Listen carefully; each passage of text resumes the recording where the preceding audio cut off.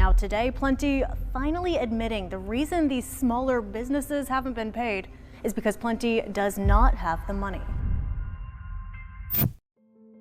Most founders think they have a growth problem. They don't. They have a math problem. If you're losing money on every unit, you don't need more customers. You need a miracle. I'm going to show you how a company with $1 billion in the bank and the world's smartest AI managed to go broke by ignoring one simple number.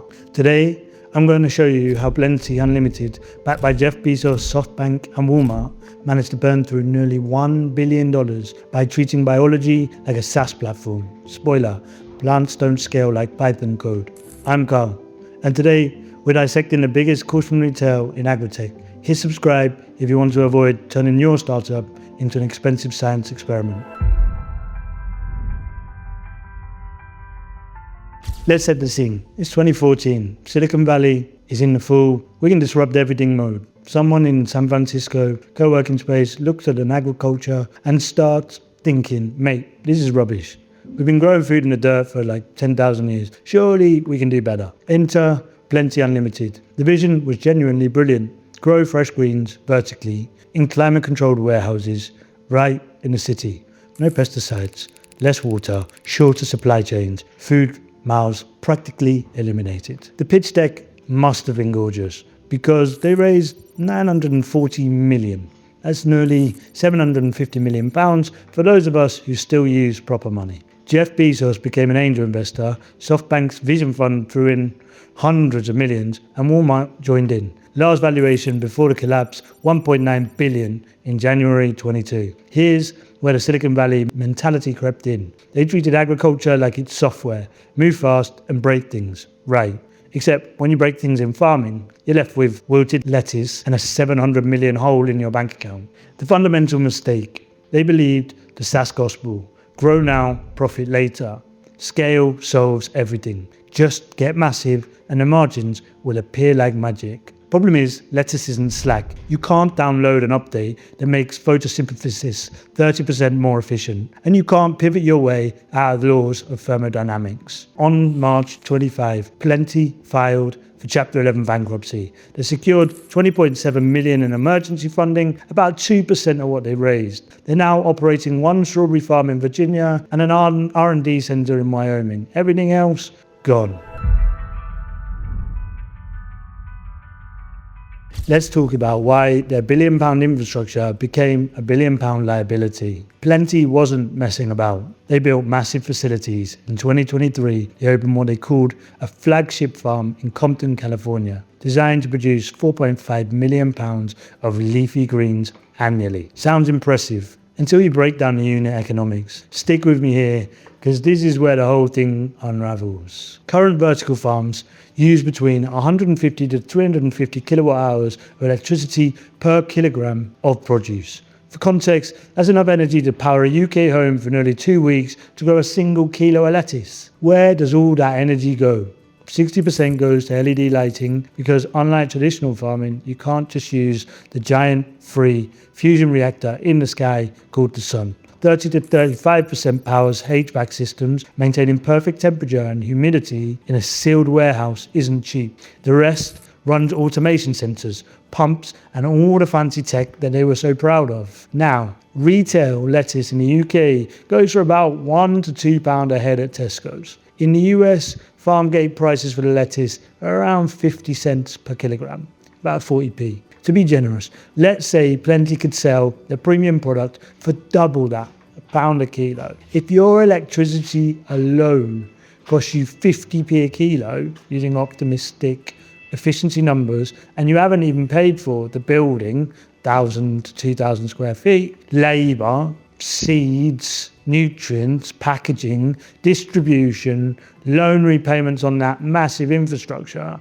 then you're not building a business. You're building a charity that loses money on every transaction. Plenty loved talking about their proprietary growing systems, their special LED configurations, their AI-optimized climate control. Here's the uncomfortable truth. All that proprietary tech is just expensive overhead wearing a lab coat. Your competitors aren't worried about your patent portfolio. They're worried about their electricity bill. When AeroFarms filed for bankruptcy in 2023, it raised 238 million. When AppHarvest went under in July 2023, it raised just over 700 million. Bowery Farming, valued at 2.3 billion in 21, shut down in November 24 after raising 700 million. You're noticing a pattern here, right? Massive funding rounds, impressive technology, bankruptcy. Because you can't code your way around negative unit economics. Right.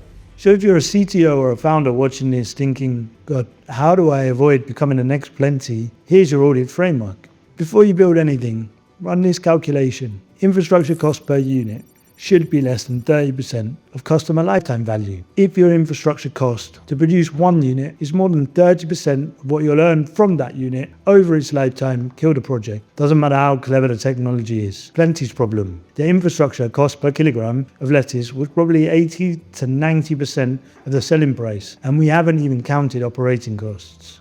Before your next infrastructure spend, ask, 1, does this technology lower the marginal cost of your production? Not is it cool, not is it innovative.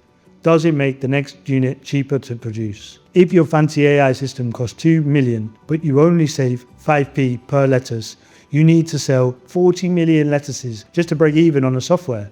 Good luck with that one. 2, can we prove unit economics at 10% of scale? If you can't make money on 1,000 units, you won't magically make money on 100,000. Scale amplifies your business model. It doesn't fix it. Plenty opened massive facilities, hoping scale would solve their cost. Instead, they just lost money faster. 3, what's our path to energy cost parity? For vertical farms specifically, unless you have access to electricity at industrial rates or renewable energy you own, your unit economics are cooked.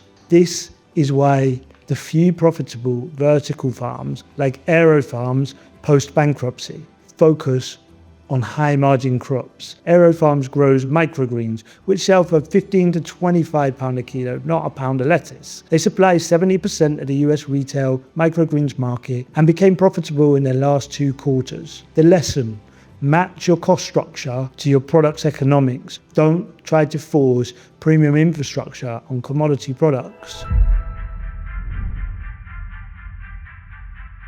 We're watching a massive shakeout in real time, and the survivors are teaching us what actually works. AeroFarms bankruptcy, June 23, emerged September 23, now profitable on microgreens. AppHarvest bankruptcy, July 23, 609 million in assets, 341 million in debt. Bowery Farming shut down November 24, laid off 187 workers. Plenty bankruptcy, March 2025, 940 million raised, pivoted to strawberries. Investing in novel farming systems fell 53% year over year in 2024. Venture capitalist funding for vertical farming dropped 62% from 23 to 24. Why? Because investors realize that just scale it doesn't work when your cost of goods sold exceeds your selling price. While the unicorns were imploding, smaller operations were quietly figuring it out. Look at modular systems. Companies deploying shipping container-sized units instead of $50 million warehouses. They can test unit economics at small scale, deploy near customers, use renewable energy more efficiently, shut down unprofitable locations without bankrupting the company, or look at Little Leaf Farms in the US. They're expanding regional supply while keeping energy costs down through efficient design. Not sexy, not backed by Bezos, but profitable. The 2026 model isn't move fast and break things. It's move deliberately and make the maths work. Why this matters now? We're entering what I call the social search era. People are tired of venture-backed chaos. They want businesses that actually work. TikTok and Reddit are full of people mocking companies that burn investor cash while losing money on every sale. The lean infrastructure model is winning because it's honest about constraints. It's engineering that respects visits, not pitch decks that ignore it. Here's what we've learned from Plenty's £750 million lesson. 1. Stop coding around bad margins. You cannot engineer your way out of negative unit economics. Fix the fundamentals first. 2. Infrastructure is not a feature, it's a liability until it pays for itself. Every pound you spend building should have a clear path to generating 1.3 pounds back. 3. Scale amplifies, it doesn't fix. If your business model doesn't work at small scale, more money just means you'll lose more money faster. The vertical farming industry isn't dead, it's just learning very expensively. That biology has constraints, energy has costs, and you can't pivot away from thermodynamics. Engineering is about working within constraint, not pretending they don't exist. If your technology doesn't lower the cost of doing business, it's not innovation, it's debt with LED lighting. Efficiency is the only moat left in 26. No valuation, no funding rounds, no proprietary algorithms. Can you deliver value cheaper than the alternative? If not, you're just burning investor capital with extra steps. If you found this helpful, hit subscribe. I break down tech failures and startup disasters so you can learn the lessons without paying the tuition fee. And if you're building something infrastructure heavy right now, run your numbers again, because Plenty had £1 billion and the smartest investors in the world, and they still couldn't make lettuce profitable. Don't be Plenty. See you in the next one.